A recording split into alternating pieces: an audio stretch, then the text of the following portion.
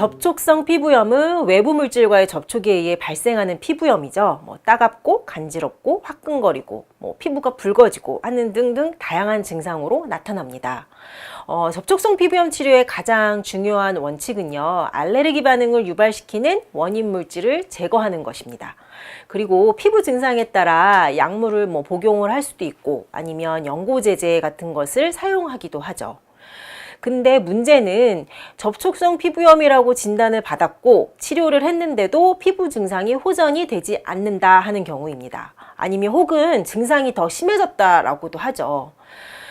보통 접촉성 피부염이라고 했는데 아토피 피부염처럼 되어버렸다라든지 점점 증상이 약이 듣지 않는다라든지 이렇게 환자분들이 종종 이야기하시는 경우입니다.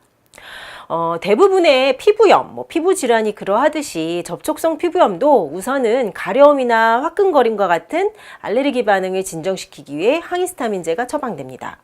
그리고 이제 피부염을 진정시키기 위해 경구용 스테로이드 제제가 처방되기도 하고요. 보통은 환부에 직접 바를 수 있는 스테로이드 연고나 로션이 처방이 되죠.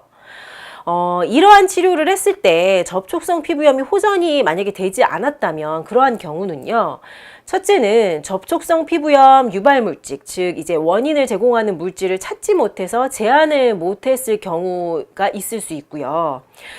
즉 이제 원인을 제거하지 못한 상태로 계속 접촉이 일어나고 그로 인해 알레르기 반응이 일어난다면 증상이 당연히 소실되지 않을 것입니다.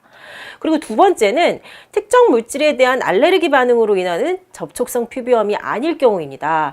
피부 장벽이 약해져서 알레르기 반응으로 인한 어떤 물질에 대한 항원이 있어서 피부염이 일어난 게 아니라 피부 장벽이 약해짐으로 생기는 접촉성 피부염이죠. 특히 이제 접촉성 피부염이라고 진단을 받고 스테로이드 연고제를 장기간 사용하였을 경우도 있고요. 혹은 그냥 약국에서 피부염증 약이라고 권유를 받고 발랐던 연고가 알고 보니 스테로이드가 함유된 제품이었고 그로 인해 알지도 모르는 사이에 이제 장기간의 오남용으로 인해 피부 장벽이 약해져서 미세한 자극이나 혹은 마찰이나 일상적인 화장품 등등에도 접촉성 피부염이 발생하는 경우가 해당합니다.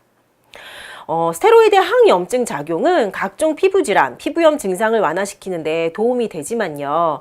장기간 사용하였을 때에는 피부가 위축되고 얇아지고 피부 재생 능력이 떨어지면서 피부 장벽이 약해질 수밖에 없습니다.